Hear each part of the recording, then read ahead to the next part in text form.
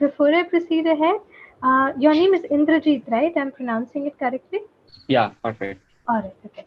Right, so before I proceed ahead, any doubts, questions, queries, anything you want to ask?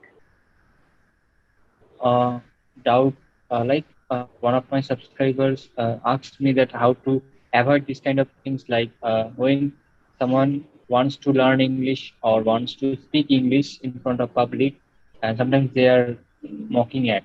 So how to tackle this kind of situation? Hmm. Okay.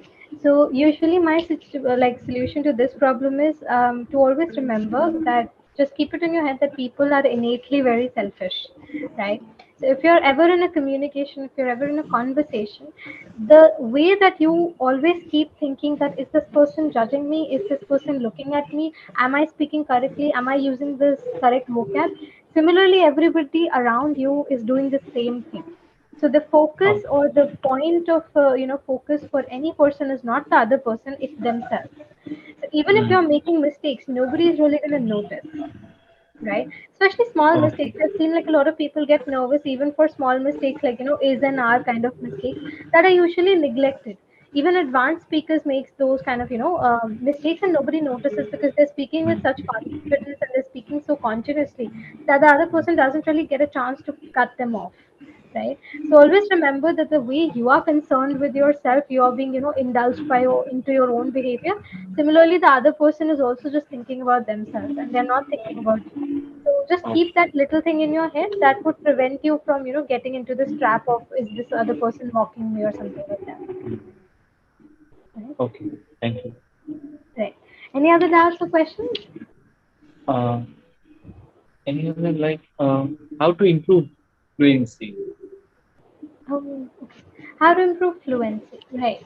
Um, so usually when we talk about fluency, it's more about talking in a consistent tone and not taking a lot of pauses or taking a lot of fillers or things like that. Hmm. So my idea for reducing fillers is usually using conclusive words. One, make shorter sentences.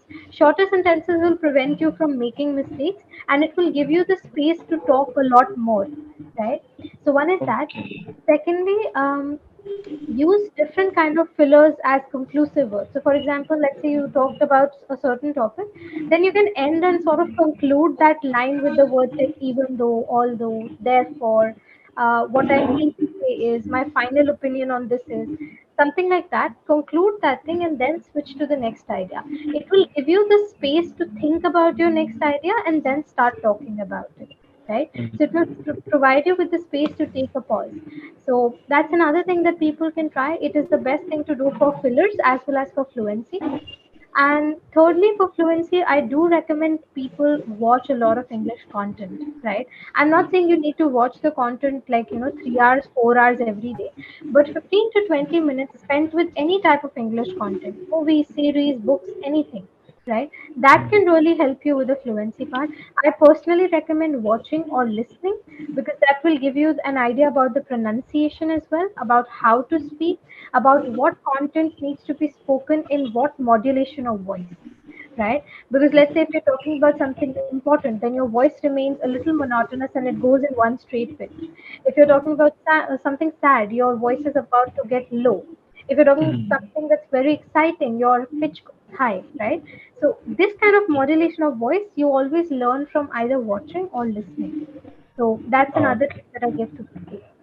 That really helps out with the fluency, right? And thank you, ma'am. All right, okay.